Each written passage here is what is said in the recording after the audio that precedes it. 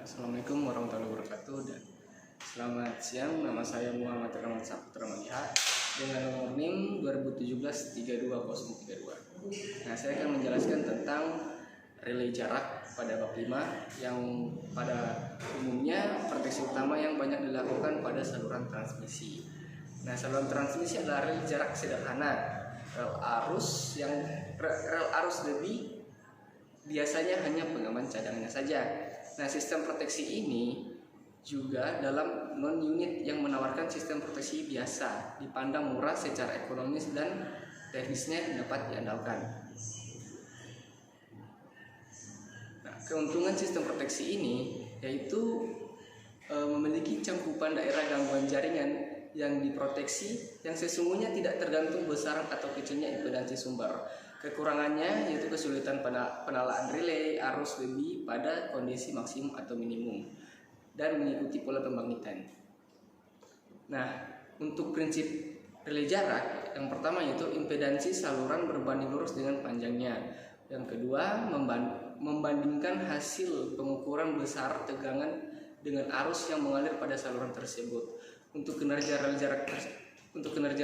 jarak itu sendiri, yang pertama itu bisa diukur dari tingkatan akurasi capaian dan waktu kerja relay. Nah, untuk kedua itu akurasi capaian. Apa itu akurasi capaian? Akurasi capaian adalah perbandingan aktual capaian dalam ohm dengan nilai setelan impedansi rel yang dinyatakan dalam ohm.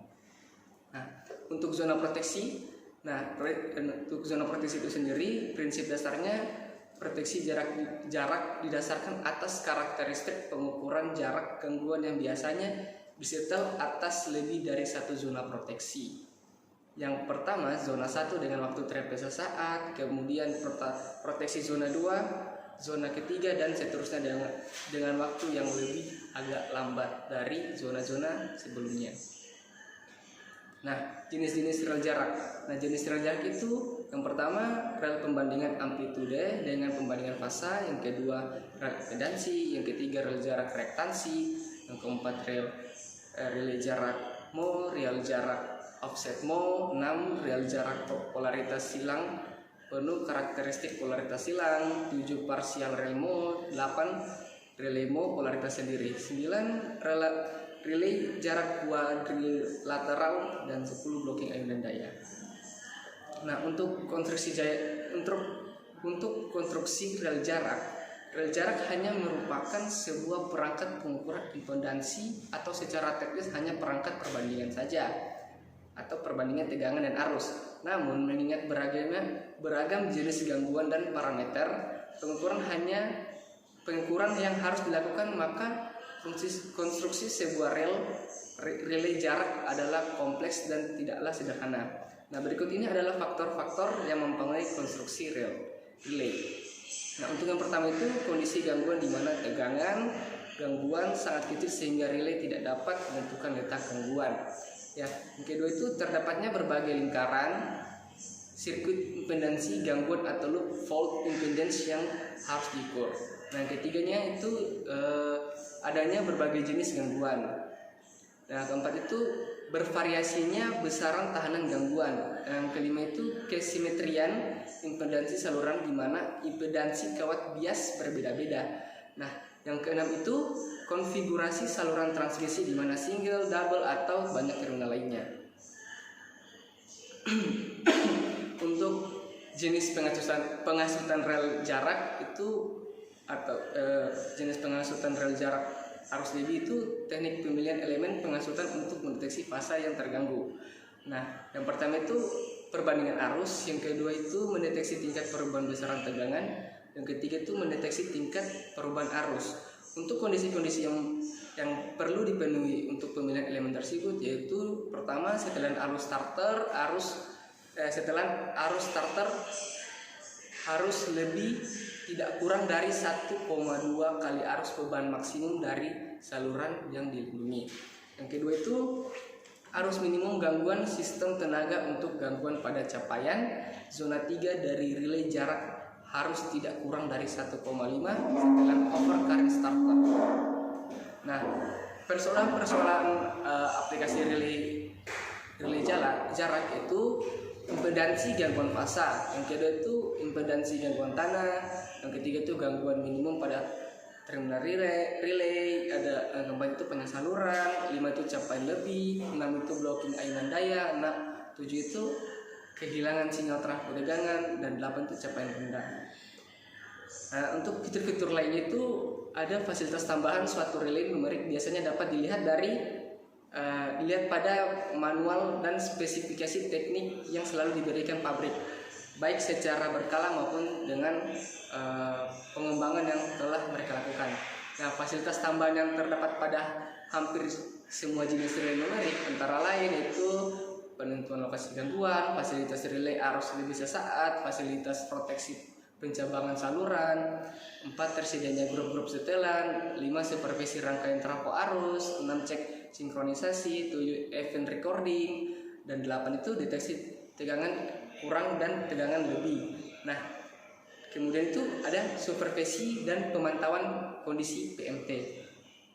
Nah, saya akan menjelaskan tentang proteksi pada saluran kompleks, yaitu dalam bab 7. Nah, pada proteksi diferensial maupun skema proteksi relay, jarak pada saluran yang menghubungkan dua gardu induk, di mana impedansi saluran yang dicirikan oleh jenis sistem proteksi lebih baik dengan menggunakan unit proteksi maupun relay jarak tidak terbatas hanya pada saluran tunggal dengan 2 terminal.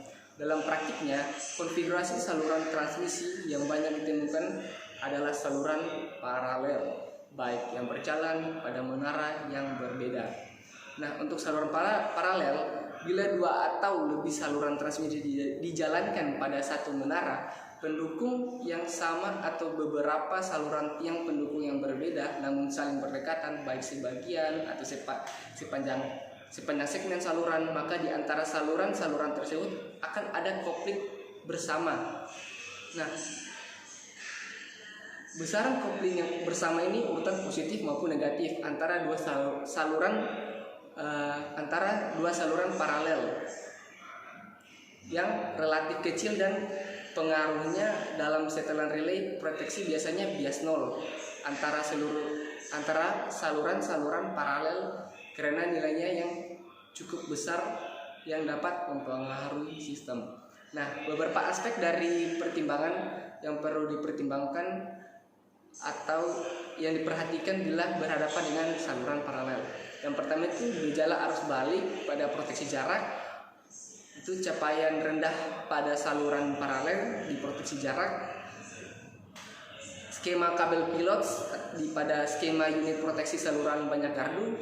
Yang keempat itu skema tegangan balance translate, di mana skema unit proteksi saluran banyak gardu.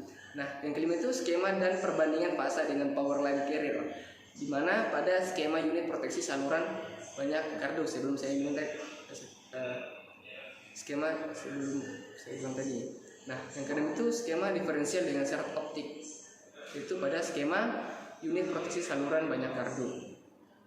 Nah, pada jaringan jarak saluran banyak gardu, pada jaringan lurus tanpa percabangan atau plain feeder boleh juga digunakan untuk proteksi jaringan T. Namun dalam penerapannya lebih terbatas dalam beberapa faktor tergantung dari kondisi dan konfigurasi saluran. Faktor-faktor tersebut antara lain, misalnya skema proteksi yang digunakan, apakah skema blocking atau transfer tripping. Nah, tingkat sekuritas terhadap gangguan eksternal dan dependability terhadap gangguan internal untuk mendapatkan transfer tripping dengan kecepatan tinggi terhadap setiap gangguan yang mungkin terjadi pada saluran transmisi.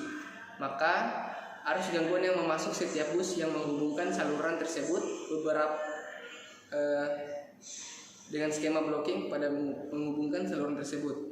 Nah, ada beberapa skema yang berbeda dengan skema blocking pada jaringan T, antara lain sebagai berikut. Nah, ini dia. Yang pertama itu skema transfer trip capaian rendah, skema transfer trip capaian lebih, pertimbangan kanal signaling. 4 itu skema blocking perbandingan arah.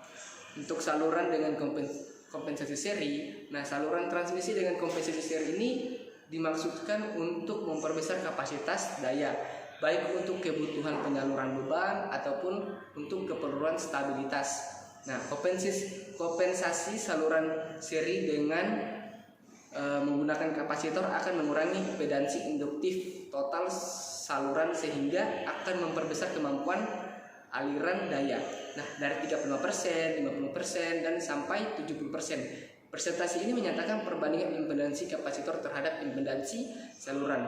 Namun, penerapan kapasitor kompensasi seri pada saluran transmisi dapat menimbulkan beberapa masalah pada sistem rel proteksi. Contohnya, kondisi terbaliknya tegangan gangguan terhadap tegangan sumber. Nah, dengan ini saya selesaikan pemaparan saya. Lebih dan kurangnya saya mohon maaf. Wassalamualaikum warahmatullahi wabarakatuh.